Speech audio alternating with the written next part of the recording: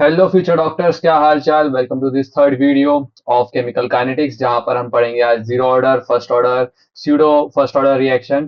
ठीक है। और साथ साथ में इसके सवाल भी देखेंगे किस तरीके से होता है, और मेरा प्रेशर में मेरा जो है किस तरीके से ऑर्डर ऑफ रिएक्शन किस तरीके से एक्ट करता है उसे भी मैं देखूंगा। ओके, तो पिछले वीडियो में हमने कवर किया था ऑर्डर, मॉलिक्युलैरिटी, ठीक है, फैक्टर्स अफेक्टिंग, क्या क्या फैक्टर्स मेरे रेट ऑफ रिएक्शन को अफेक्ट करते हैं, है ना। तो उसके साथ में अब ये हो गया, अब यहाँ पर हम जीरो ऑर्डर फर्स्ट ऑर्डर को स्टार्ट करते हैं। ओके, तो पहला होता है मेरा जीरो ऑर्डर रिएक्शन। ठीक है। आपको जो रेट लॉ हमने पढ़ा हुआ था, ठीक है, तो उसमें आपको क्या एक डिफरेंशियल आपको डाटा मिला, एक क्वेश्चन मिला था, है ना। D R by D T minus D R by D T is equals to K, आपका ए की पावर समथिंग एक्स करके इस तरीके से आपको डाटा मिला हुआ था। ठीक है। तो ये चीज आपको ध्यान देनी है, ये जो डिफरेंशियल इक्वेशन है इसी के थ्रू में हम हर चीज पता करते हैं। जो एक्स था वहां पर वो आपका ऑर्डर ऑफ रिएक्शन बताता था, तो जीरो ऑर्डर रिएक्शन में मेरा एक्स की वैल्यू हो जाएगी जीरो। ठीक है। तो ये हो जाएगा, ठीक है, एक्स की वैल्यू जीरो मतलब इसकी कुछ भी वो नहीं रहेगी, तो इस तरीके से। अब इसमें क्या है कि डिफरेंशियल से मैं बहुत सारे डाटा को नहीं निकाल सकता, बहुत सारी चीजों को मैं नहीं पता कर सकता, ठीक है। रेट कांस्टेंट को भी मैं एक्सपेरिमेंटली हम प्रूफ नहीं कर पाएंगे, तो इसीलिए मैं इंटीग्रेटेड इंटीग्रेटेड रेट इक्वेशन हम पता करते हैं। ये आपका डिफरेंशियल रेट इक्वेशन है। तो इसके थ्रू में हम इसका इंटीग्रेशन करके हम इंटीग्रेटेड रेट इक्वेशन हम निकालते हैं, जिसके थ्रू हम फर्स्ट ऑर्डर, सेकेंड ऑर्डर या जीरो ऑर्डर, इससे हम हाफ लाइफ इसमें से हम निकालेंगे। ठीक है, इसका चार्ट में ग्राफ देखेंगे और किस तरीके से होता है, चलिए देखते हैं। तो आपका जीरो ऑर्डर रिएक्शन है। ठीक है। सबसे पहले आपको ये बात समझ आ गई कि जीरो ऑर्डर में क्या होता है। तो इसको देखते हुए आपको एक बात समझ आती है कि जो रेट है आपका, की it means the rate of reaction, ठीक है, the rate of reaction is proportional to zero power of concentration of reactant, है ना। आपको यहाँ से देख के ये बात समझ आई ना कि यहाँ पर तो zero power of reactant A की पावर में जीरो ही लगाऊंगा ना, क्योंकि जीरो ऑर्डर है ना। ठीक है, तो रेट ऑफ रिएक्शन जो है मेरा वो zero power of the concentration of reactant के इक्वल है। ठीक है, ये मेरा जीरो ऑर्डर में ये होता है। पहली बात जीरो ऑर्डर की आपको समझ आ गई कि जीरो ऑर्डर में क्या होता है। ठीक है, दूसरी बात जीरो ऑर्डर में कि the rate does not depend on the concentration of any of the reactant.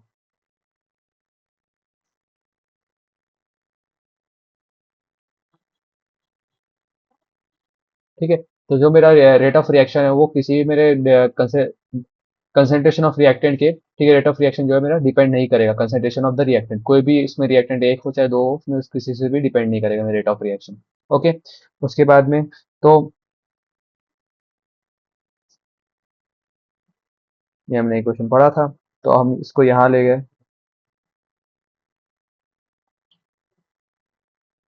है ना। अब इसका हम इसका इंटीग्रेशन करेंगे। ठीक है, इंटीग्रेशन करके मेरा निकल के आएगा इसमें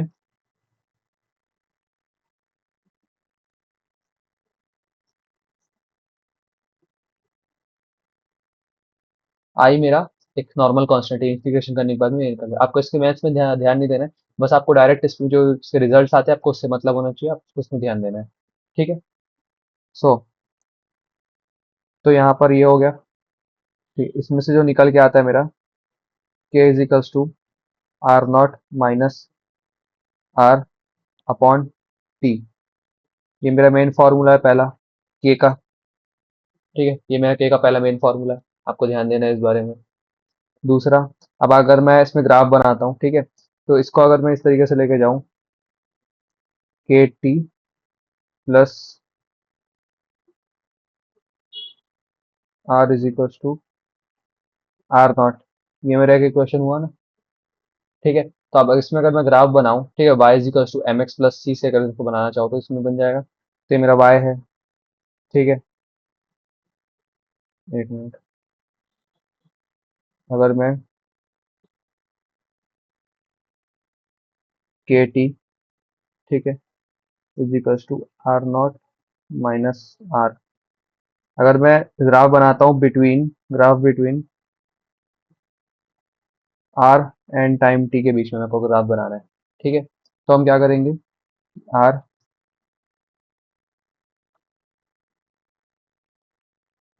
माइनस के टी आएगा ये, ठीक है। ये इक्वेशन बन जाएगा, यहाँ से मैं इस तरफ रिवर्स लेके जाऊंगा तो ठीक है। तो अब इन दोनों के बीच में अगर मैं ग्राफ बनाना चाहूँ तो ये ग्राफ कुछ इस तरीके का बनेगा,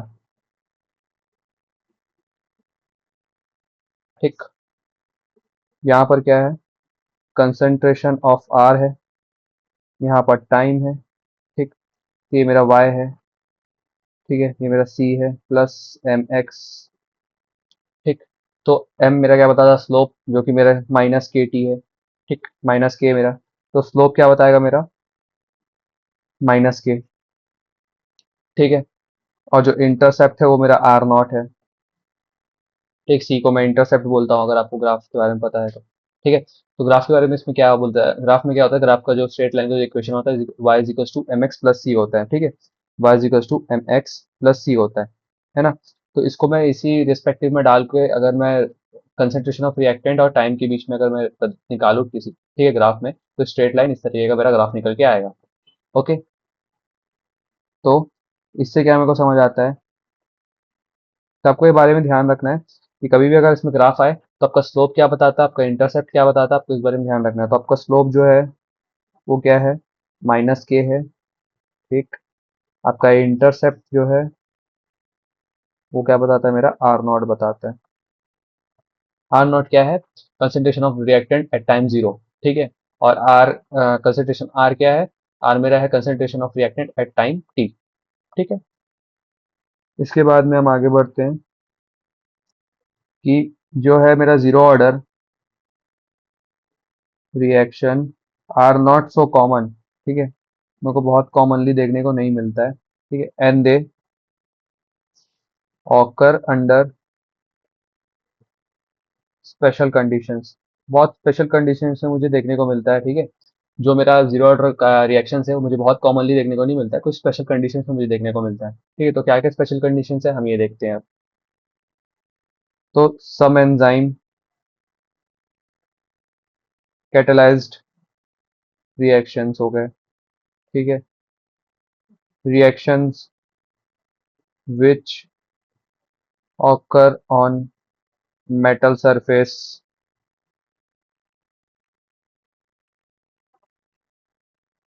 ठीक है। तो ये सब मेरा जो हो जाता है जीरो ऑर्डर रिएक्शन के एग्जांपल्स है। सम जैसे कुछ कैटालाइज रिएक्शन जो होते हैं मेरे एंजाइम के थ्रू में, ठीक है।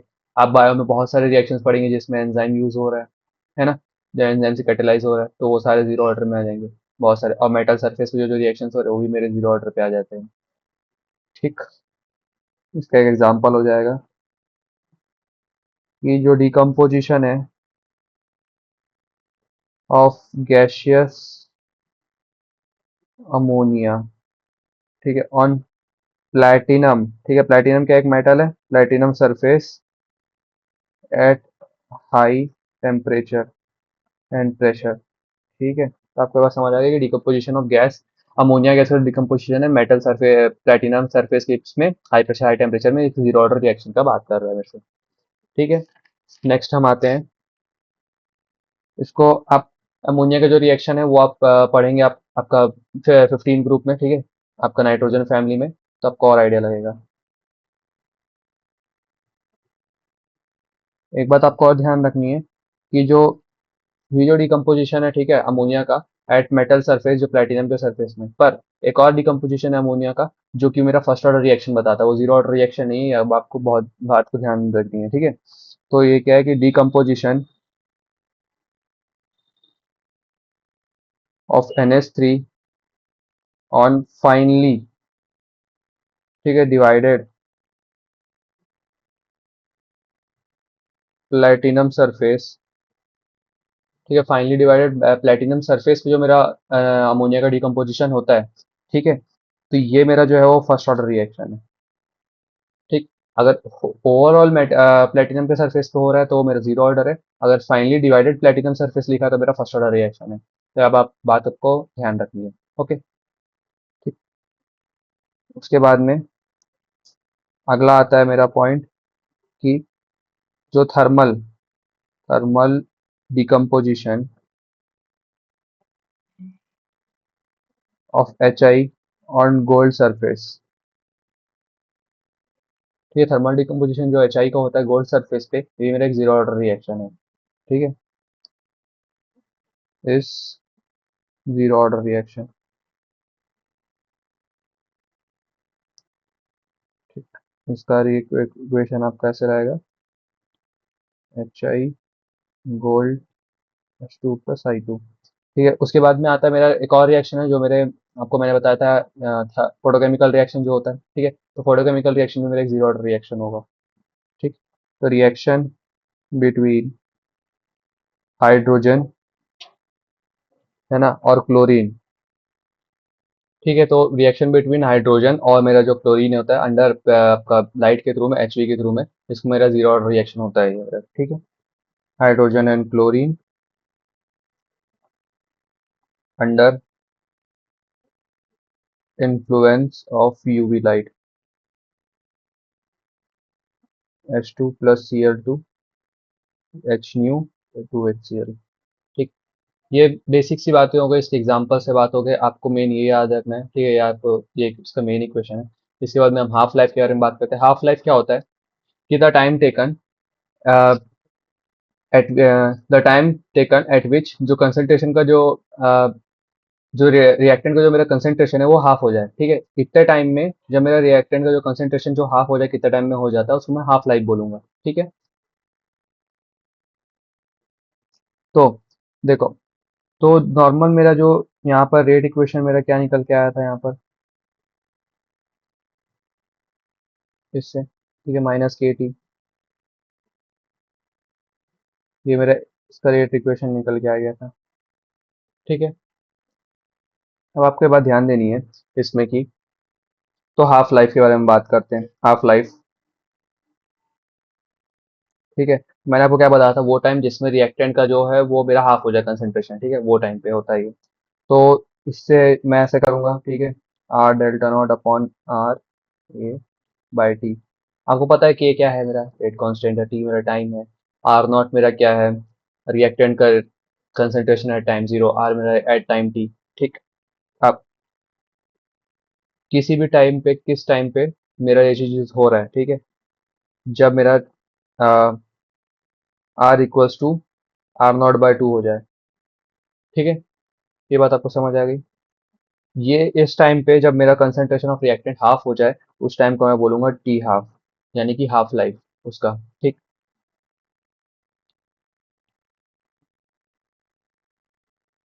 तो इसमें यहाँ पर मैं वैल्यू इसका पुट करूंगा। ठीक है, R0/2 अपॉन T। ठीक है, तो इससे अपॉन T1/2, आपको ये बात ध्यान देना, T1/2 होगा यहाँ पर। ठीक, तो इससे मेरा निकल के आता है T1/2 = R0/2K। ठीक, ये मेरा हाफ लाइफ का निकल के आ जाता है मेरा वैल्यू। ठीक, तो आपको ये बात समझ आ गई। अब अगर मैं आपसे बोलूँ कि इसके बीच में एक आपका ग्राफ बना दीजिए। ठीक है, the graph between T half और R0। ठीक है, इनिशियल कंसंट्रेशन, तो आप कैसे बनाएंगे देखिए। Graph between T half and R0। ठीक, तो T हाफ =R0/2K है। ठीक है, तो इसमें समझ आ रहा है कि T हाफ जो है वो मेरा directly proportional to the R0 है। ये बात आपको समझ आ रही है। तो अगर जब इसमें हम मैं ग्राफ बनाऊंगा,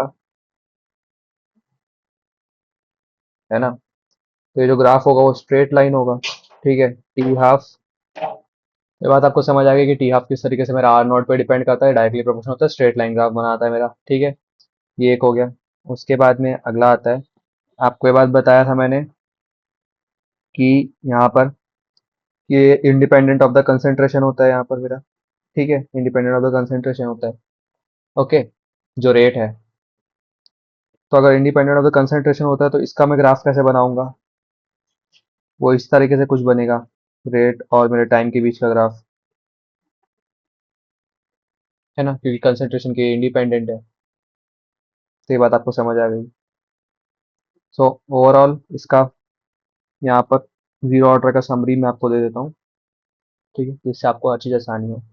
पहला आपका रहेगा, पहला फॉर्मूला हम ये लिखेंगे, आपका पहले मैं डिफरेंशियल इक्वेशन लिखूंगा, ठीक है, फिर इसके बाद उसमें इंटीग्रेटेड इक्वेशन लिखूंगा। डिफरेंशियल इक्वेशन के हिसाब से मेरा क्या होता है यहाँ पर, टी, ठीक है, are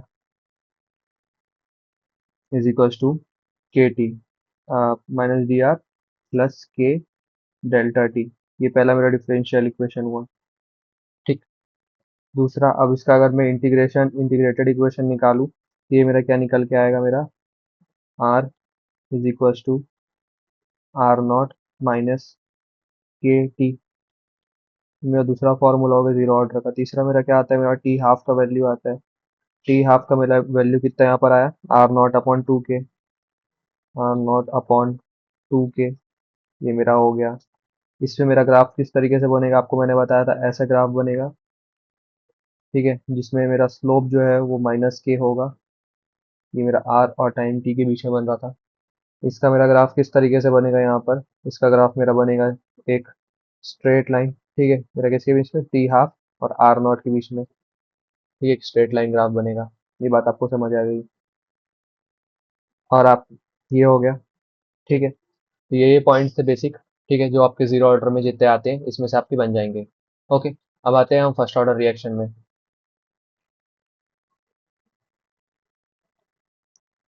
first order reaction, zero order reaction में आपने समझ आ गया कि किस तरीके से इसका इक्वेशन, आपको बस यही इक्वेशन ध्यान देना है कि ये आपका डिफरेंशियल इक्वेशन ये है, सो आपका मेन इक्वेशन इस तरीके से होगा, और ये जो है आपका टी हाफ इस तरीके से निकलेगा। तो आप इसको मैं जब सवाल कराऊंगा तो आपको और आसानी पड़ेगा, आपको समझ आएगी क्या चीज़ कैसी हो रही है। ओके, तो फर्स्ट ऑर्डर रिएक्शन मेरा क्या है, आप ये जानिए कि फर्स्ट ऑर्डर रिएक्शन वो है, rate of reaction is directly proportional to first power of concentration of reactant. अब वापस से रेट डिफरेंशियल लॉ लिखूंगा यहाँ पर, ठीक है, D R by D T, ठीक है, अब ये के ए की पावर एक्स। अब यहाँ पर x की पावर मेरी क्या हो जाएगी, 1 हो जाएगी, क्योंकि फर्स्ट ऑर्डर रिएक्शन है। सेकंड ऑर्डर रिएक्शन के टाइम पे मेरे x की पावर 2 हो जाएगी, ठीक है, तो उसमें बात कुछ और रहेगी। पर आपका सेकंड ऑर्डर रिएक्शन जो है वो आपके सिलेबस में नहीं आता है, ठीक है, नीट के सिलेबस में नहीं है सेकंड ऑर्डर रिएक्शन। पर ओवरऑल जो ऐसे अगर इन केस अगर आ जाए तो आपसे बस डायरेक्ट फॉर्मूला पूछेगा या कोई एक इक्वेशन पूछेगा, तो उसके लिए मेरे पास ट्रिक है, ताकि आप कितने भी nth ऑर्डर ऑफ रिएक्शन, आपको अगर nth ऑर्डर का भी अगर ऑर्डर पूछ लेता है, ठीक है, रेट ऑफ रिएक्शन क्या होगा, तो आप वही बता देंगे, उसका हाफ लाइफ क्या होगा आप वही बता देंगे, ठीक है, nth ऑर्डर का मैं आपको ट्रिक दे दूंगा, उससे आपका आराम से सवाल बन जाएगा। तो ये आपका ये हो गया, ठीक है। तो अब इसमें आपको पता है कि इसका पावर 1 हो जाएगा, ठीक है, क्योंकि ये फर्स्ट ऑर्डर रिएक्शन है। तो ठीक, तो आपसे इससे क्या समझ आया कि जो रेट ऑफ रिएक्शन आया, ठीक है, इसको तो मैं रेट ऑफ रिएक्शन बोलूंगा, डायरेक्टली प्रोपोर्शनल है मेरे किसके, कंसेंट्रेशन ऑफ द रिएक्टेंट के। ठीक, ये बात आपको समझ आ गई यहाँ पर। अब जो आपका ये रेट डिफरेंशियल लॉ है ना, अब ये डिफरेंशियल लॉ के थ्रू में, ठीक है, इसमें इंटीग्रेशन वगैरह मैं करूंगा, ठीक है, इसके मैथमेटिक्स में आपको वापस में बता रहा हूँ, नहीं जाना है आपको, बस आपको डायरेक्ट फॉर्मूला याद करना है। तो इसका इंटीग्रेशन वगैरह करने के बाद में मेरे इसका आंसर इसका निकल के आएगा 0.303 T log R not upon R. R not क्या है, initial concentration at time is equal to zero. R मेरा क्या है, concentration of reactant at time is equal to T. Okay, ये मेरा पहला आता है निकल के। इसको अगर मैं दूसरी फॉर्म में अगर लिखना चाहूँ, तो इसको मैं दूसरी फॉर्म में भी आपको लिख के बताता हूँ। अगर आप मान के चलिए K T is equal to 2.303 log R not upon R, ये एक हो गया, मेरा निकल के आ गया, ठीक है। अब आपको एक बात ध्यान देनी है कि एक चीज, मान के चलिए, है ना, कोई भी आपका अगर इक्वेशन दिया हुआ है, तो जो आर नॉट होगा वो तो ए ही होगा। मान के चलो आपका आर नॉट, अगर जैसे कोई रिएक्शन हो रहा है तो उसका आर नॉट ए का इसको मैं ए बोलूंगा, ठीक है, आर एट टाइम टी, ठीक है, तो उसमें से कुछ x माइनस हो जाएगा, ठीक है, कुछ माइनस हो रहा है ना रिएक्टेंट में, कुछ उसमें से रिड्यूस हो रहा है, रिएक्टेंट रिड्यूस हो रहा है, जिसको मैं a माइनस एक्स बोलूंगा। तो इससे भी मैं एक तरीके का इसमें से भी इक्वेशन निकाल सकता हूँ मैं कि 0.303 upon T is equal log a upon a minus x. ये भी मेरा एक तरीके का हो गया, ठीक है, ये भी मेरा एक रिएक्शन आपका इक्वेशन बन गया। तो आपको ये बारे में ध्यान रखना है। ओके। अब अब मैं आपसे पूछूंगा कि हाफ लाइफ इसकी क्या हो सकती है, ठीक है। Half life of first order reaction मेरी क्या होती है, अब आप ये जानेंगे।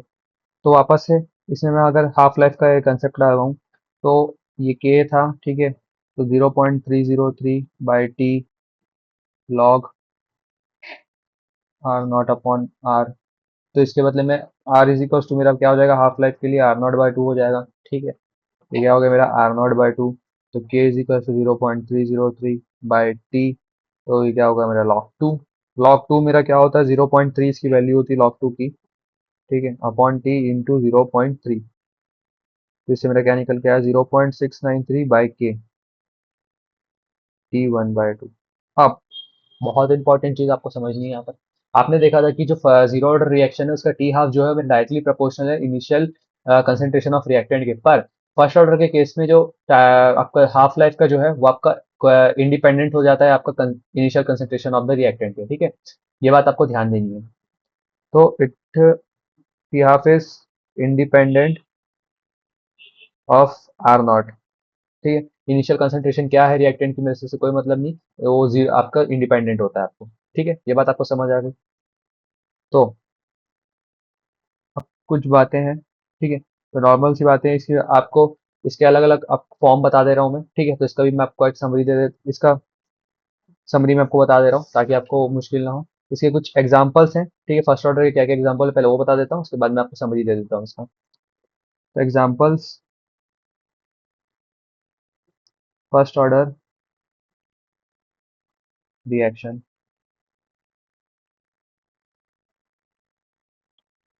एग्जांपल नंबर वन क्या है कि all natural and artificial radioactive decay of unstable nuclei, ठीक है, takes place by first order reaction। जितने भी तरीके के मेरे नेचुरल या आर्टिफिशियल रेडियोएक्टिव डीके होते हैं ऑफ अनस्टेबल न्यूक्लियाई, ठीक है, वो मेरे किसके थ्रू होते हैं, फर्स्ट ऑर्डर रिएक्शन के थ्रू में होते हैं मेरे।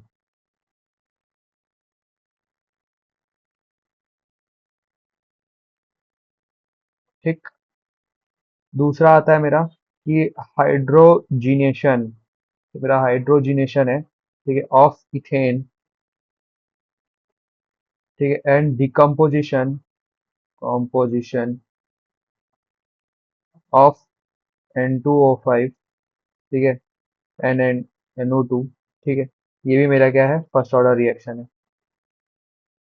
ये बात आपको ध्यान देनी है। जितने भी तरीके के मेरे डीके रिएक्शन होंगे, जितने भी तरीके के, ठीक है, रेडियो एक्टिव डीके रिएक्शन होंगे, वो सारे मेरे फर्स्ट ऑर्डर में आएंगे, ठीक है। अब मैं आपको यहाँ पर एक समरी दे देता हूँ फर्स्ट ऑर्डर की। Summary first order reaction. Number one, आपको बात पता है कि जो रेट ऑफ रिएक्शन है, ठीक है, वो के ए इसके बराबर है, ठीक। दूसरा,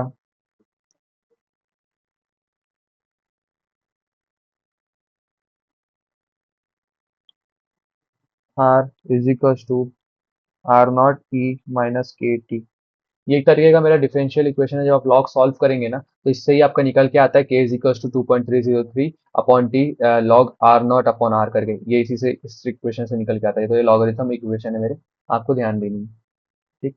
इसी से ही मेरा निकल के आता है फिर वो क्या कि K is equal to 0.303 by T log R not by R. इसी को मैं दूसरे वे में भी बताऊंगा आपको, मैंने मैंने स्टार्टिंग में बताया था ए और ए माइनस एक्स के फॉर्म में। तो ये ए हो गया, ठीक, और ये मेरा हो गया ए माइनस एक्स, ठीक। ये भी बात आपको समझ आ गई यहाँ पर। तीसरा, टी हाफ की value T half is equal to 0.693 by K. तीसरा आपको फॉर्मूला समझ आ गया। ठीक। अब यहाँ पर आपको एक बात ध्यान देनी है कि जो है मेरा टी हाफ जो है इंडिपेंडेंट होता है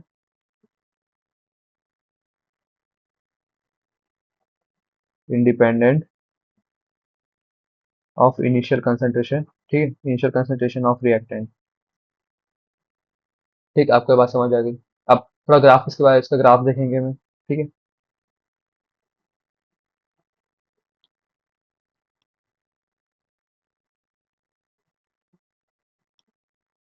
तो पहला ग्राफ आता है मेरा। अब इन दोनों के बीच में मेरा पहला ग्राफ बनेगा यहाँ पर। ठीक है।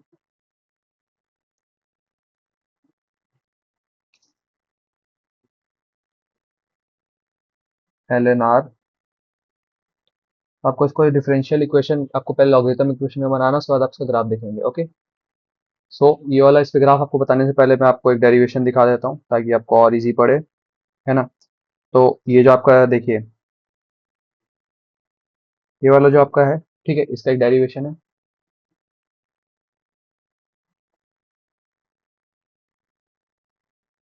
R not E minus K T. ठीक है। इसको मैं कैसे लिख सकता हूँ जानते हो आप? इसको मैं लिखूंगा एल एन, ठीक है, R not minus L N R is equals to K T. ठीक है। का इंटीग्रेशन डिफरेंशिएशन करने के बाद में ये इस तरीके से मेरा निकल के आया। तो अब इन दोनों के बीच में अगर मैं ग्राफ बनाना चाहूँ तो मैं आराम से निकाल सकता हूँ। ठीक है। इन दोनों के बीच का जो ग्राफ है, अब इसमें से निकलेगा एक मेरा ये इक्वेशन हो गया, और इसी के थ्रू में मेरा वो ऊपर का इक्वेशन निकल रहा है, R is equals to R not A की पावर माइनस के टी। ये मेरा मतलब लॉगरिथम इक्वेशन है। आपको बस ध्यान रखना है नॉर्मली। ठीक। ये एक हो गया मेरा इक्वेशन, और ये एक इक्वेशन हो गया। तो इससे अब मेरा जितना भी ये ग्राफिकल रिप्रेजेंटेशन हम ये देखते हैं। ओके। सो इसका ग्राफ देखते हैं अपन अब। ठीक है। तो पहले इसको हम यहाँ पर लेके जाते हैं, L N R is equals to L N R not plus minus K T. ठीक है। R not minus K T. ठीक है। के ने के टी इस साइड आया और मेरा एल एन आर उस साइड पे चला गया। ठीक है। तो उसमें क्या आपको क्या दिख रहा है? अभी स्ट्रेट लाइन इक्वेशन दिख रही है आपको यहाँ पर। ठीक है। तो आप इस तरीके से बनाएंगे। ये मेरा ग्राफ हो गया इसमें। ठीक है, लॉग का इक्वेशन का। ये किसका है? मेरा एल एन आर है मेरा यहाँ पर, और यहाँ पर मेरा टाइम टी है। तो मेरा जो इंटरसेप्ट बताता है, ठीक है, intercept is equals to L N R not. ठीक है। जो मेरा स्लोप बताता है वो क्या है? मेरा स्लोप इज माइनस के।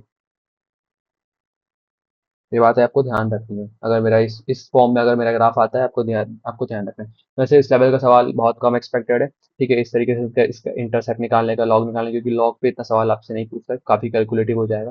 तो आपसे जो सवाल पूछेगा एकदम नॉर्मली, ठीक है, तो इस ये वाले इक्वेशन को आपसे पूछेगा, इस वाले इक्वेशन का ग्राफ आपसे पूछेगा। ठीक है। इस वाले इक्वेशन का आप हम ग्राफ देखते हैं। ठीक है।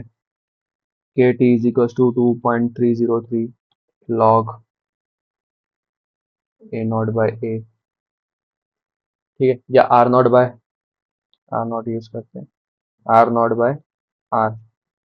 ठीक है। अब इसका हम ग्राफ देखते हैं, बहुत इंपॉर्टेंट ग्राफ है, इसको आप ध्यान देते हैं।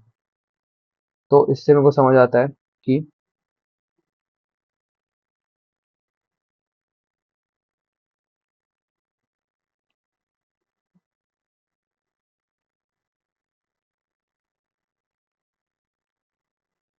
ये ठीक है। अब आप पूछेंगे सर ये कैसे निकल के आया? तो आपको एक बात पता है कि जब ये डिवाइड में रहता है तो log R not minus log are होता है ना, है ना। तो लॉग आर माइनस, तो इसी वे में आपको डेरिवेशन में करके ही दिखा देता हूँ। तो K T is equal to 2.303 log R not minus log R. ठीक। तो के टी अपॉन 2.303 तो इस साइड चला गया। अब क्या बचा? Log R not minus log are बचा ना। ठीक है। अब ये इस साइड पे आ गया मेरा, तो जो मेरा लॉग आर है, तो मेरा क्या हो गया यहाँ पर? Are not minus K T upon 2.303 हो गया। ठीक है। अब मैं इसका ग्राफ बनाऊंगा। ठीक है, Y is to M X plus C लगा के ही।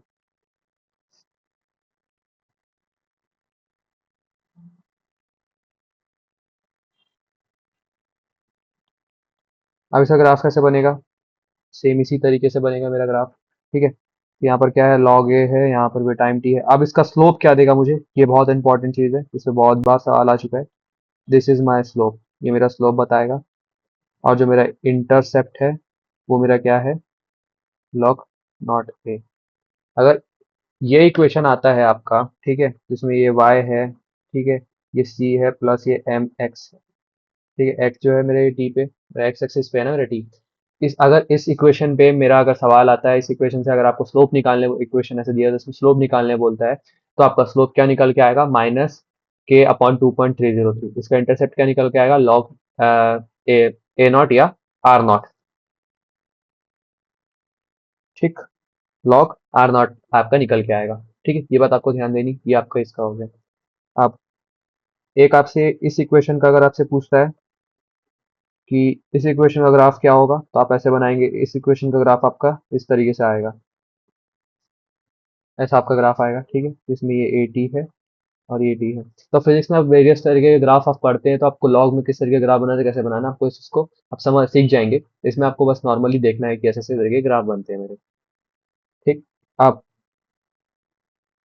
कुछ सम ट्रिक्स, ठीक है, और आईएमपीस, ठीक है, जो आपको मैं आपको बताने जा रहा हूँ, जिससे आपको काम और आपका आसान होगा, हर एक चीज़ आपको समझने में बहुत ज़्यादा आसानी होगी। ठीक है, तो चलिए हम स्टार्ट करते हैं। कि सबसे पहली बात, नंबर वन, जीरो ऑर्डर की मैं बात करता हूँ। ठीक है, तो जीरो ऑर्डर में मैंने क्या एक बात देखी है कि जो मेरा टी हाफ है, ठीक है, वो इक्वल्स टू होता है मेरे इनिशियल रिएक्शन बाय टू के। ठीक है, तो जो मेरा है, मेरा यहाँ पर टी हाफ जो होता है, टू के होता है। ठीक, तो टी जब मेरा 100% हो जाएगा, तो ये मेरा ए नॉट बाई के हो जाएगा। ठीक है, तो इसको तो मैं ए नॉट आर नॉट ही बोलूँ, आर ही बोलूंगा ना मैं। आर नॉट बाई टू को तो मैं आर बोलूंगा, तो मेरा आर बाई के हो जाएगा मेरा टी 100%।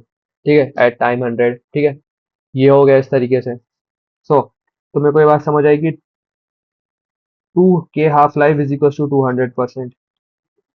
मतलब कंप्लीट रिएक्शन होने के लिए मेरे को दो हाफ लाइफ लगेंगे जीरो ऑर्डर में। ठीक है, ये बात आपको समझ आ गई। ये आपका कॉन्सेप्ट, एक ट्रिक है। आपको ये बात समझ आ गई। अब हम दूसरी बात करते हैं हम यहाँ पर। ठीक, अब आता है आपका क्या, फर्स्ट ऑर्डर रिएक्शन के केस में। फर्स्ट ऑर्डर रिएक्शन के केस में पूरा रिएक्शन कंप्लीट होने के लिए इन्फिनिटी टाइम लग जाएगा। ठीक है, ये आपको बात ध्यान देनी है। अगर आपसे पूछता है कि फर्स्ट ऑर्डर को कंप्लीट होने में कितना टाइम लगेगा, तो आप बोलेंगे इन्फिनिटी। ठीक है, इसका कोई डिफाइंड टाइम नहीं होता। पर अगर जीरो ऑर्डर का पूछेंगे तो आप बोलेंगे दो हाफ लाइफ लगेंगे उसको कंप्लीट होने में। ओके,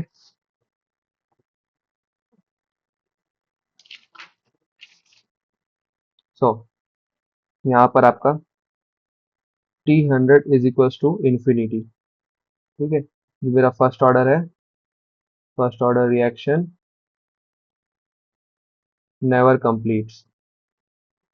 ठीक है, मेरा ये फर्स्ट ऑर्डर रिएक्शन कभी कंप्लीट ही नहीं होगा, ये बात आपको ध्यान देनी है। T 100 is equal to infinity. ठीक, तीसरी बात, एक बात आपको समझनी है कि जो टी 75% होता है, मेरा टी 75% जो होगा, वो मेरे टू इंटू टी 50% के बराबर होगा। यानी कि T 3/4 time is equal to T 1/2 time. ये बात आपको समझने की जरूरत है। ठीक है, 100% पे कभी मेरा टी हाफ नहीं होगा, दो टी हाफ नहीं लाएगा मेरा, वो सिर्फ और सिर्फ जीरो ऑर्डर के केस में होगा, पर ये नॉर्मली इस केस में होगा आपका। ठीक, ये बात आपको समझनी है। अब इसके बाद में एक और मेरा फर्स्ट ऑर्डर का एक और मेरा होता है। ठीक है, ये एक और आपको ट्रिक बता रहा हूँ मैं कि K T is equal to, अगर मेरे किसी दो टाइम इंटरवल के बीच में मेरे से पूछता है, ठीक है, किसी इतने से मतलब 10 से 20 सेकंड में मेरा फर्स्ट ऑर्डर में क्या क्या मेरा कितना मेरा के का वैल्यू क्या होगा, मेरे से अगर ये बारे में पूछता है, ठीक है, तो इसके लिए एक शॉर्ट ट्रिक है, एक फॉर्मूला है मेरे पास आपका काम आसान बनाने के लिए। T2 - T1 is equal to 0.303 log A minus A upon minus X by two. ठीक है, ये मेरा हो जाएगा यहाँ पर इस तरीके से। ए मेरा क्या है, इनिशियल कंसंट्रेशन है। ठीक, A is my initial concentration, x1 is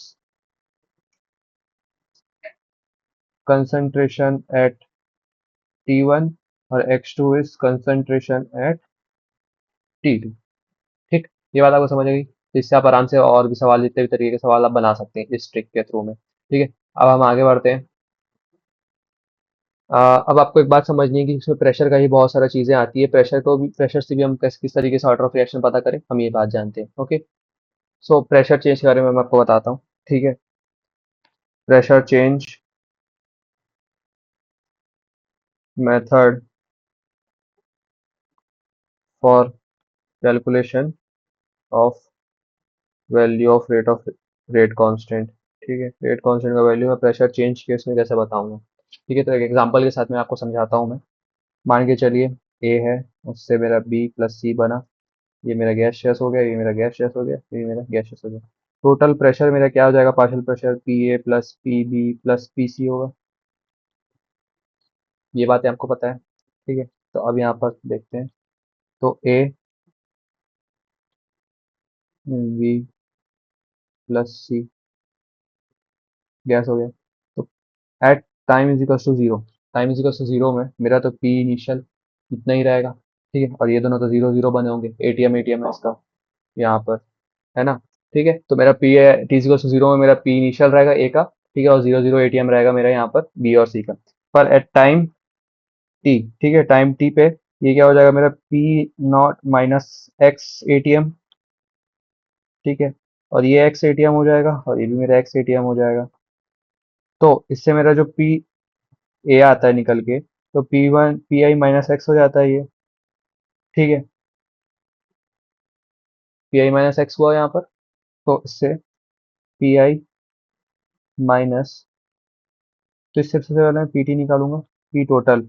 इसमें P at time T, P total कितना निकल के आता है, P I minus X plus X. तो इससे मेरा निकल के आता है पी आई प्लस एक्स। ठीक है, पी टोटल मेरा इतना निकल के आ गया, पी आई प्लस एक्स। ठीक, अब इसके बाद में मैं इसमें से पी ए निकालना चाहता हूँ। तो P A is equal to P I minus X होता है यहाँ पर। ठीक है, अब यहाँ पर मैं पी टी का यहाँ पर इक्वेशन लगाना चाहता हूँ यहाँ पर इसमें, है ना।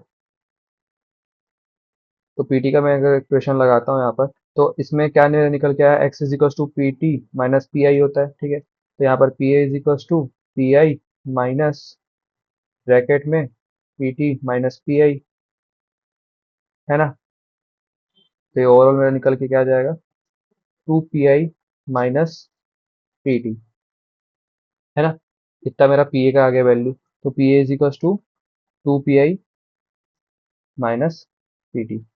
अब इससे मैं के निकालना चाहता हूँ। तो के मेरा क्या पता था मुझे, 0.303 upon T log R initial upon R at time T वाला हो जाता है मेरा।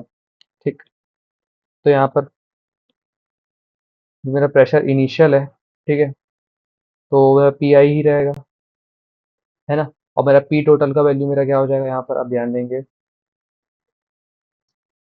ये हो जाएगा मेरा P I minus P T. ठीक है, ए की वैल्यू की बात कर रहा हूँ ना मैं, टाइम इज टू टी के टाइम पे। ए की वैल्यू अपनी कितनी निकल के आई थी ऊपर में, two P is two two P I plus P T.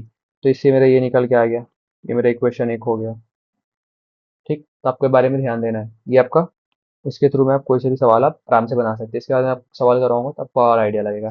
तब सवाल लिखिए कि कोई भी एक थर्मल डिकम्पोजिशन हो रहा है यहाँ पर। ठीक है, तो इससे ये मेरा गैस है। ठीक है, SO2 बन रहा है गैस, प्लस Cl2 गैस बन रहा है ना।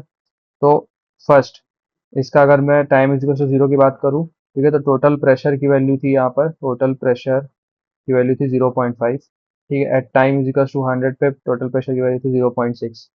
ठीक, उसके बाद में ये हो गया, कैलकुलेट कैलकुलेट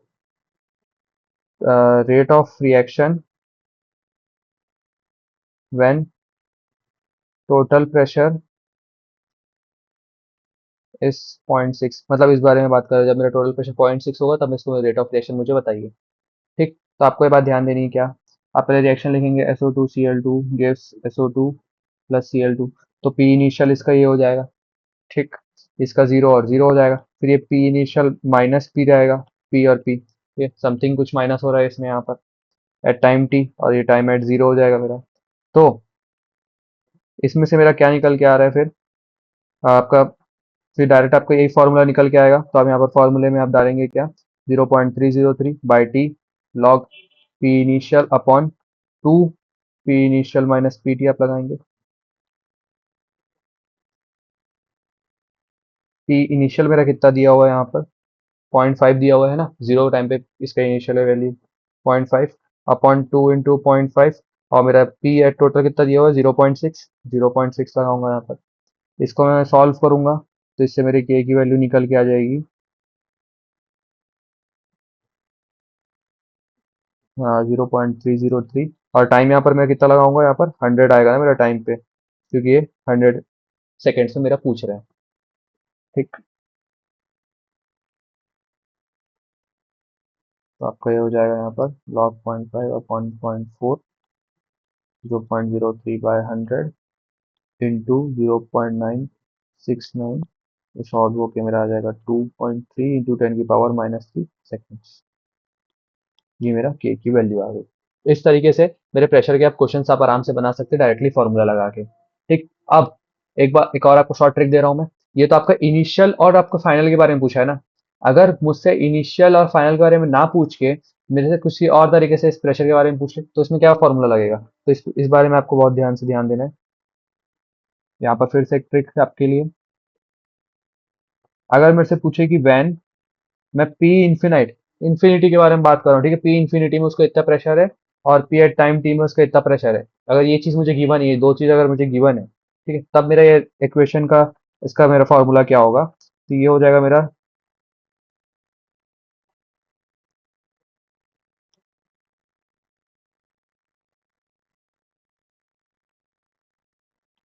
तो ये बात आपको ध्यान रखनी है बहुत ज्यादा कि जब अगर आपको पी इंफिनिटी और पी टी आपका को गिवन है, ठीक है, ये दो चीज आपको गिवन है, ठीक, और आपसे पूछ रहा है के की वैल्यू, तो आप इस फॉर्मूले को आप यूज करेंगे, ठीक है, और वहीं पर ही अगर जब आपको पी इनिशियल और आपको पी टोटल दिया हुआ है तो आप इस फॉर्मूले को यूज करेंगे। तो ये बहुत बेहतरीन शॉर्ट ट्रिक है, आपको हर जगह ये आपको जब क्वेश्चन सब बनाएंगे तो आपको बहुत ज्यादा हेल्प आउट करेगी ये।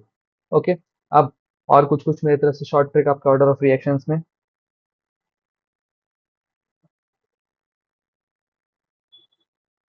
मैंने आपको बताया था कि आपका कोई भी एनेट अगर आप रिएक्शन आप निकालने जाएंगे, मैं आप आराम से निकाल लेंगे, तो उसका क्या क्या फॉर्मूला है मैं आपको चलिए बताता हूँ। तो for any Annette other reaction, मुझे नहीं पता कि ये कौन सा ऑर्डर का रिएक्शन है, ठीक है, उसका मेरा फॉर्मूला क्या बनेगा, फर्स्ट ऑर्डर का आपको पता चल गया।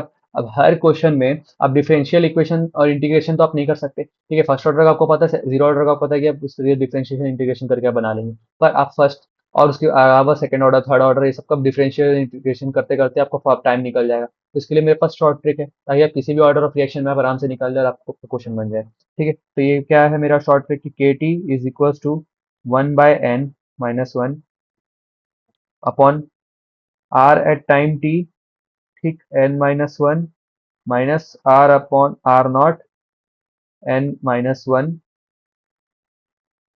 इस तरीके से। ये मेरा फॉर्मूला है where n is order of reaction, ठीक है, और n मेरा इक्वल नहीं होना चाहिए 1 से। Okay, N should be non equal not equal to 1, ठीक है, ये मेरा फर्स्ट ऑर्डर के लिए एप्लीकेबल नहीं है, नॉट फॉर फर्स्ट ऑर्डर, ये बात आपको ध्यान देनी है। ठीक, ये मेरा फॉर्मूला हो गया, आपको एकदम अच्छे से ध्यान देना है इस फॉर्मूले को। अब अगर मैं से इसका हाफ लाइफ पूछता है तो हाफ लाइफ इसका हो जाएगा 1/k 2n-1 1 n-1 a not n-1, ये हो गया मेरा इसका हाफ लाइफ। ठीक, ये अब आप हो जाएगा आपसे। अब इससे आपको ये बात समझ आती है कि T half is inversely proportional to 1/a not n-1, A not ये इसको मैं आर नॉट बोलूंगा, आर नॉट -1। ठीक, इनिशियल कंसंट्रेशन जो है मेरा आर नॉट है। अब इससे इसी के थ्रू में मैं अगर सेकंड ऑर्डर का निकालना चाहूँ, ठीक है, तो थ्रू दिस, अगर मैं सेकंड ऑर्डर रिएक्शन के बारे में अगर मैं के निकालना चाहूँ, ठीक है, तो मैं क्या करूंगा, के टी इज इक्वल टू, अब यहाँ पर हर जगह मैं टू लगा दूंगा यहाँ पर, ठीक है, तो 1 अपॉन, ठीक है, n-1 2-1 हो जाएगा, ठीक है, और यहाँ पर अगला फॉर्म इसमें क्या क्या लगाऊंगा मैं, 1/r⁻t, 2 - 1 1 हो गया, अपॉन 1 की और इसके 1 n - 1 इसमें भी था, तो r0, ठीक है। तो K T is equal to 1/r⁻t minus 1/r0, ये हो जाएगा मेरा सेकंड ऑर्डर इक्वेशन का, ये मेरा फॉर्मूला हो जाएगा। अब इसका मैं टी हाफ आपसे पूछूंगा तो आप आराम से बता देंगे सर ये तो टी हाफ तो बहुत आसानी से निकल जाएगा, तो ये अपन 1/a0 हो जाएगा, क्योंकि n - 1 यहाँ पर लग रहा है, देखिए आप यहाँ पर ध्यान देंगे, ठीक। तो इस तरीके से मैं सेकंड ऑर्डर रिएक्शन निकालूंगा, इस तरीके से मैं थर्ड ऑर्डर निकालूंगा, फोर्थ ऑर्डर निकालूंगा। आपसे अगर आपसे सवाल पूछ लिया नीट में, ये अच्छा खासा मतलब अच्छे लेवल का सवाल होने वाला है। अगर इस ये सवाल आपसे पूछता है कि किसी nth ऑर्डर का रिएक्शन का मुझे के टी बताओ या के का मुझे वैल्यू बताओ, तो ये अच्छा खासा लेवल का सवाल होता है, ठीक है। तो आप आसानी से इस ट्रिक के साथ में आप फॉर्मूला लगाएंगे और आपको तुरंत आंसर बता देंगे, थर्ड ऑर्डर का ये होगा, फोर्थ ऑर्डर का ये होगा, आप आसानी से इसको बता देंगे, ठीक। तो आपको और आसानी पड़ेगी। सो ये हो गया, ठीक। अगर मैं आपसे इसका ग्राफ अगर पूछना चाहूँ तो आप आराम से ग्राफ भी बता देंगे मुझे, है ना।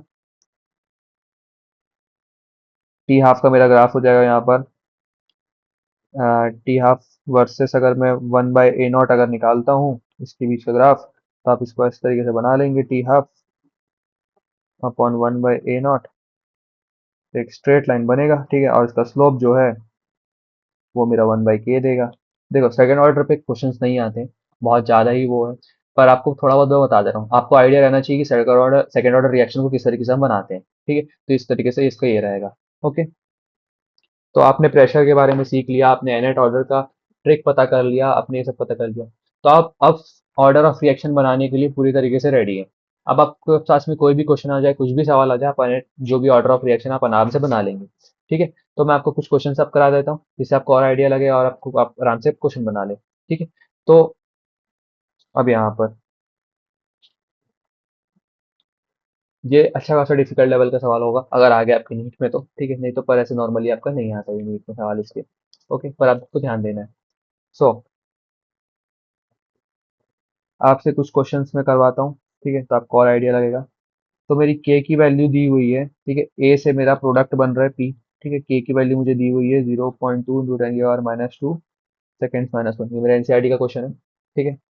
अब concentration of A after 100 seconds, ठीक है, क्या होगा इफ इनिशियल कंसंट्रेशन जो है मेरा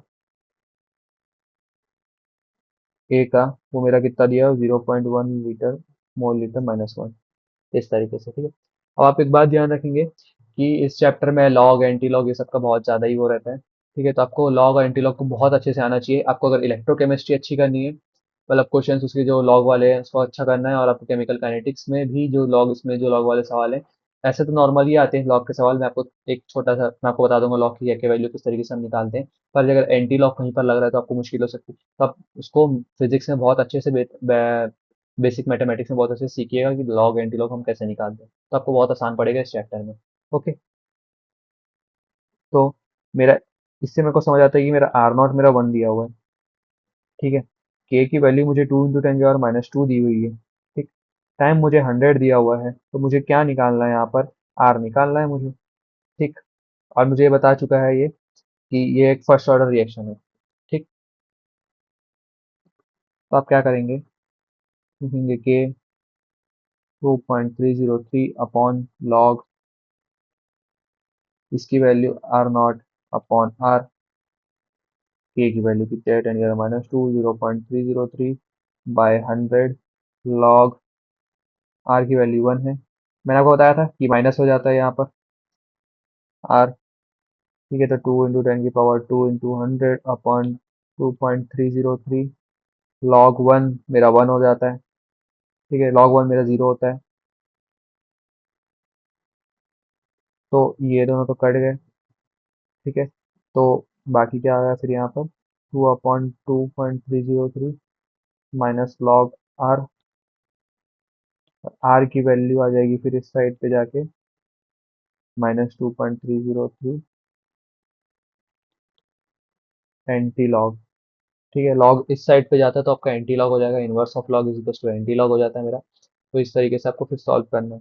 तो R is equal to anti log minus 2/2.303, तो इससे मेरा वैल्यू निकल के आ जाएगा 0.135।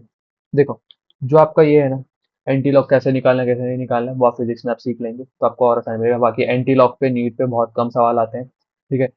आप एंटी लॉग मतलब बहुत ज़्यादा सॉल्व करने में टाइम कंज्यूमिंग है, उसमें कम सवाल आते हैं। डायरेक्ट लॉग के आपको सवाल आते हैं, तो आपको लॉग की कुछ कुछ वैल्यूज मैं आपको रटवा देता हूँ ताकि आपको आसानी पड़े, ठीक है।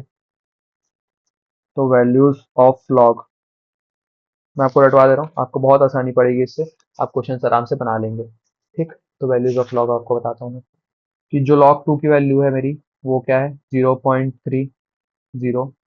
log 3 की वैल्यू है मेरी 0.47। log 4 की वैल्यू है मेरा 0.60। log 5 की वैल्यू है मेरी 0.69। log 6 की वैल्यू है 0.77 और log 8 की वैल्यू है 0. log 7 की वैल्यू है 0.84, ठीक है। आपको इतना ही log ध्यान रखना है, इतना आप log रट लीजिए, आप लगभग सवाल केमिकल काइनेटिक्स में आप लॉग के सवाल आप बना लेंगे, ठीक है। आप हाँ, और एक और चीज,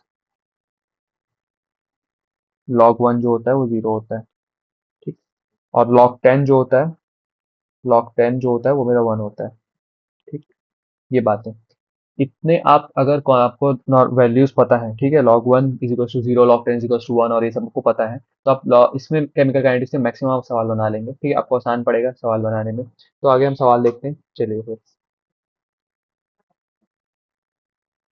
इसके बाद में एक आपका आता है फर्स्ट ऑर्डर रिएक्शन, देख लीजिए, जीरो ऑर्डर रिएक्शन। एक आता है आपका स्यूडो फर्स्ट ऑर्डर रिएक्शन। ये स्यूडो फर्स्ट ऑर्डर रिएक्शन क्या होता है, बहुत important concept. Pseudo first order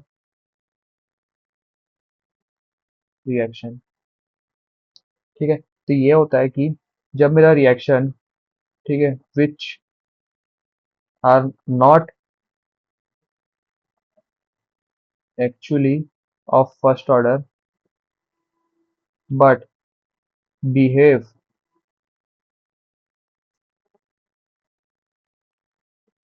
so due to altered conditions. अगर मेरा कोई रिएक्शन है वो फर्स्ट ऑर्डर जैसा नहीं है, पर वो बिहेव कर रहा है फर्स्ट ऑर्डर जैसे कुछ स्पेशल कंडीशंस पे, तो मैं उसको बोलूंगा pseudo molecular reaction, pseudo first order reaction, ठीक है। तो अल्टर्ड कंडीशंस, उसको मैं क्या बोलूंगा, सूडो फर्स्ट ऑर्डर रिएक्शन। जो फर्स्ट ऑर्डर रिएक्शन जैसा नहीं है पर किसी कंडीशन में फर्स्ट ऑर्डर रिएक्शन जैसा वो शो कर रहा है, तो ये मेरे को हो जाएगा क्या, pseudo first order reaction, okay. तो इसमें आपको एक चीज बस, सूडो फर्स्ट ऑर्डर रिएक्शन को देखने के लिए आपको मैं एक ट्रिक बता रहा हूँ। आपको बस ये देखना है कि जो दो रिएक्टेंट है, एक रिएक्टेंट आपका एक्सिस में होगा और एक रिएक्टेंट आपका एक्सिस में नहीं होगा। एक रिएक्टेंट अगर आपको दिख रहा है, हाँ वो एक्सिस में है, तो आपको सूडो फर्स्ट ऑर्डर रिएक्शन होता है वो, ये आपकी ट्रिक है। आपको मतलब नॉर्मली यही सवाल देखने को मिलेंगे। अगर कोई सवाल आ जाता है आपसे पूछता है कि which of the following pseudo molecular pseudo first order reaction, आप देखेंगे कि जिसमें मेरा एक्सिस में है वो चीज रिएक्टेंट जो है वो मेरा सूडो फर्स्ट ऑर्डर रिएक्शन है, ओके। तो इसमें बताता हूँ आपको मैं। तो रिएक्शन बिटवीन टू सब्सटेंस, ठीक है, दो सब्सटेंस, दो रिएक्टेंट होंगे मेरे, ठीक है। वन रिएक्टेंट जो है इज प्रेजेंट इन लार्ज या एक्सेस अमाउंट, ठीक। तो जो रिएक्शन, ठीक है, जिसमें मेरे दो रिएक्टेंट यूज हो रहे हैं, ठीक है, उनमें से जो एक रिएक्टेंट है वो मेरा बहुत ज्यादा एक्सिस या बहुत ज्यादा लार्ज अमाउंट में मेरा है, तो वो आप देख के पहचान जाएंगे, हाँ ये तो pseudo molecular pseudo first order reaction है, ठीक है। तो आपको एक एग्जांपल है कि इसका एग्जांपल में आपका आ जाएगा क्या क्या, कि हाइड इन्वर्जन ऑफ आपका केन शुगर, ठीक है, इन्वर्जन ऑफ केन शुगर, ठीक है। ये आपका एक स्यूडो फर्स्ट ऑर्डर रिएक्शन है, ठीक है, जिसमें जो मेरा केन शुगर है उसका मैं अगर हाइड्रोलिसिस करवा रहा हूँ, ठीक है, H2O में डाल रहा हूँ, तो उससे मेरा फ्रक्टोज और मेरा ग्लूकोज बनता है, ठीक। तो उसमें क्या होगा कि ये जो H2O है ना वो बहुत ज़्यादा एक्सेस में रहेगा, ठीक है, ये मेरा बहुत ज़्यादा एक्सेस में रहेगा, तो इस कंडीशन में मेरा ये होता है, ओके। और एक और बात कि इसमें जो K1 = K2 = K3, ये मेरा इक्वल रहेगा, आपको बात याद रखनी है, रेट कांस्टेंट, यानी कि अगर मैं किसी दो टाइम के बीच में पूछ रहा हूँ, मैं आपसे पूछ रहा हूँ कि 0 to 10, ओके, इसके बीच का जो k1 है will be equals to 10 to 20 k1 will be equals to 20 to 30 k1, ठीक है। जो इंटरवल अगर दोनों सब में सेम है, 10 10 सेकंड्स की जो इंटरवल है, तो इन सब के इसमें जो मेरा k की वैल्यू होगी वो मेरी सबकी इक्वल होगी, ठीक है।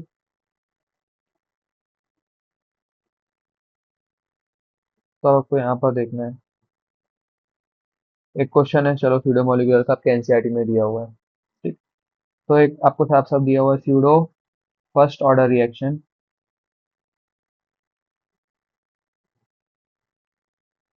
Hydrolysis of Easter in water. जहाँ आपको हाइड्रोलिसिस टाइप का भी अगर दिख जाए ना, तो लगभग स्यूडो फर्स्ट ऑर्डर ही होता है वो, ठीक है। तो इसमें क्या है कि टी 0 30 60 90, ठीक। और ईस्टर की यहाँ पर आपको कंसेंट्रेशन दी हुई है 0.55 0.31 0.717 और आपको 0.085 या फिर कंसेंट्रेशन दी हुई है। आपसे पूछ रहा है क्या है यहाँ पर, आपसे पहले पूछेगा कि पूछा है आपसे एवरेज रेट ऑफ रिएक्शन, ठीक है, बिटवीन टाइम इंटरवल 30 से 60 सेकंड के बीच में पूछ रहा है। दूसरा आपसे सवाल आपसे पूछ रहा है कि के पूछ रहा है आपसे रेट कांस्टेंट क्या होगा। तो रेट कांस्टेंट हर एक स्टेप का अलग अलग होगा, पर किसी दो टाइम इंटरवल के बीच में अगर सबके सारे के रेट कांस्टेंट निकाल दो वो सबके इक्वल होंगे मेरे, ठीक है। तो देखो फिर एवरेज हम कैसे निकालते हैं, C2 - C1 upon T2 - T1, ठीक है। मैंने आपको बताया था उस टाइम पे स्टार्टिंग में, ठीक है। एवरेज इसी तरीके से निकलता है मेरा इंस्टेंटेनियस, तो ये उसमें स्मॉल उसमें निकलता है, ठीक है, स्मॉल डिफरेंस के बीच में। तो ये तो मेरा यहाँ पर एवरेज का है, C2 - C1। तो C2 आपको 30 और 60 में पूछा है, तो यहाँ पर ये C2 ये मेरा C1 हो गया, ठीक। तो आप यहाँ पर आप वैल्यू डालेंगे 0.31, ठीक है, -0.17 अपॉन 60, ये तो आपका इससे कितना निकल गया 0.14 अपॉन 30 इज इक्वल टू आपका 4.67 10⁻³ मोल लीटर -1 सेकेंड -1, ये आपका एवरेज निकल के आ गया, ठीक है। आर एवरेज आपका निकल के आ गया ये चीज, ओके। अब आपसे पूछा है क्या, के की वैल्यू पूछा है, तो आप सब में यही लगा देंगे फर्स्ट ऑर्डर का ही, by D log A not by A.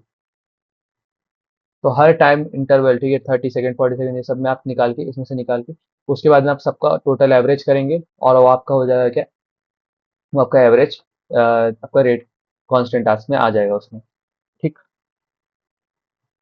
तो सबसे पहले आपका आ जाता है कि आपका T is equal to 30 seconds में क्या है, T is equal to 60 seconds में, T is equal to 90 seconds में, ठीक है। तो के की वैल्यू आप डालते जाएंगे यहाँ पर 0.303 अपॉन 30 लॉग 0.55 अपॉन 0.31, इससे निकल के आता है 1.91 इंटू 10⁻⁻², ठीक है, सेकेंड -1।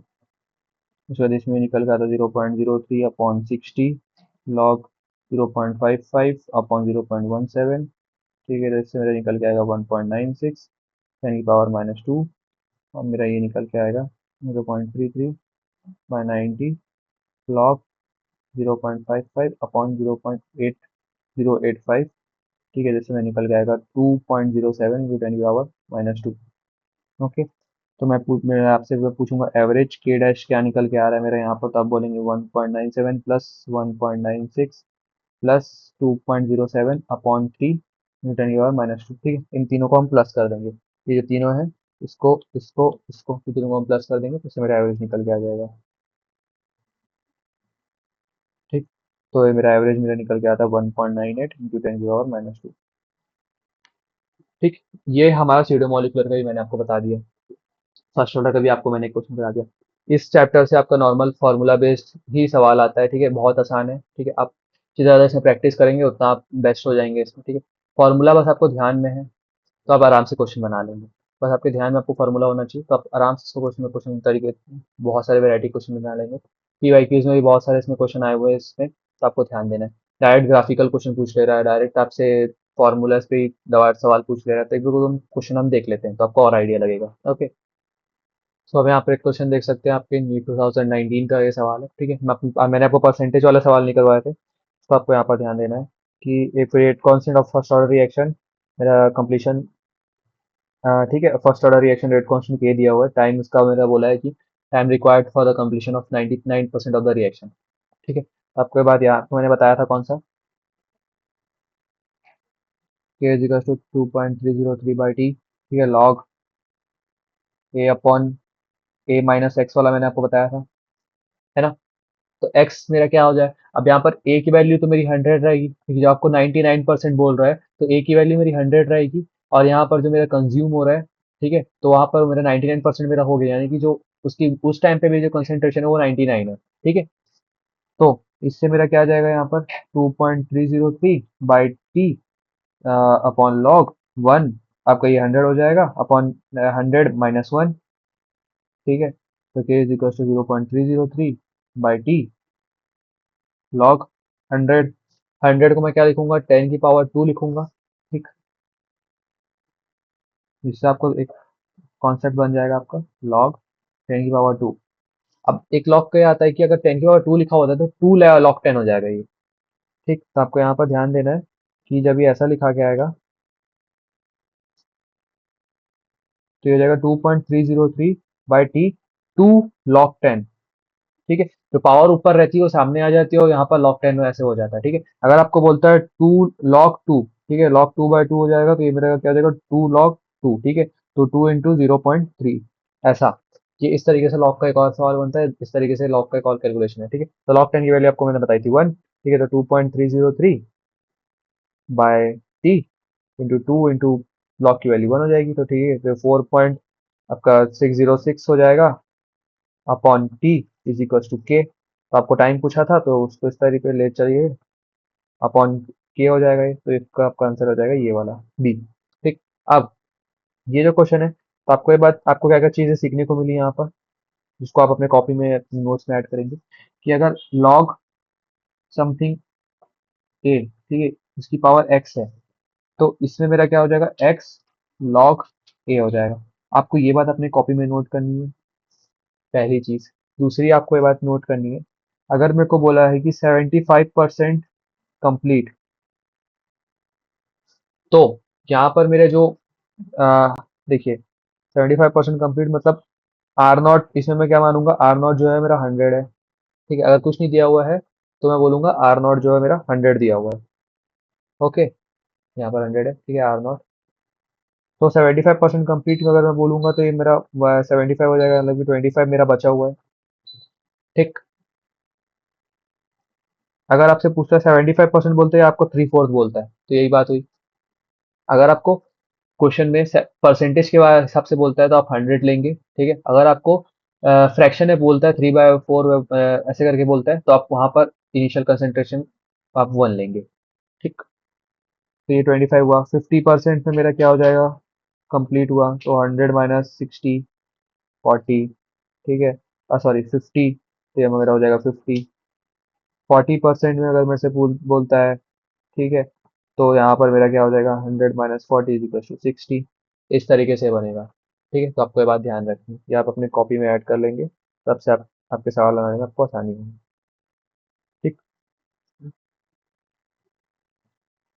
तो ये मेरे नॉर्मल वगैरह क्वेश्चन थे, आप पीवाईक्यूज बनाइए, आपको सवाल बनेंगे, ठीक है। आपको बस फार्मूला ही ध्यान रखना है और आपको थोड़ी वैल्यूज डालनी है उसमें, आपके सारे सवाल बनने लग जाएंगे। मैंने हर एक तरीके की वैरायटी को आपको बता दिया है किस तरीके से कैसे सॉल्व करना है, अब आप आराम से सॉल्व कर लेंगे, ठीक है। तो मिलते हैं अगले वीडियो में हम, जहाँ पर हम आपको मैं आपको पढ़ाऊंगा आपको टेम्परेचर किस तरीके से इफेक्ट करता है, ठीक है। उसमें आर्नियस इक्वेशन है, कोलिजन थ्योरी है, इस बारे में आपको बताऊंगा, ठीक है। Till then tata bye bye, जय हिंद।